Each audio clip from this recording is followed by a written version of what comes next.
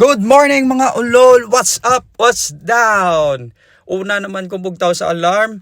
Speed work ta subong. Susok-sok ta sa aton speed work nga bayo. Kay gapadasig ni nga bayo. Pwerte na eh. Pwerte gini kagaton nga speed work nga sapatos. Matiin yung chok. Tugid.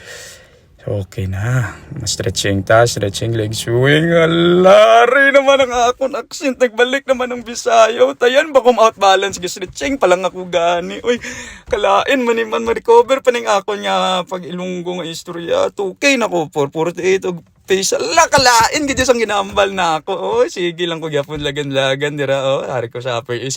Agara akong coach ay si Coach R. Sa punta pa lang kinakadlawan niya naman ko. Gasmile aga pa. Pwerte ka happy.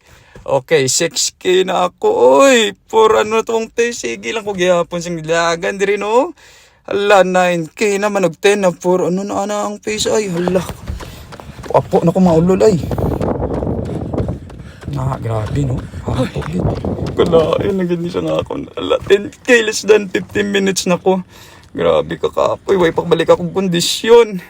Parang split ko guys oh. Werte ka taas ng heart rate. Ari na nga akong coach. Coach R Molong.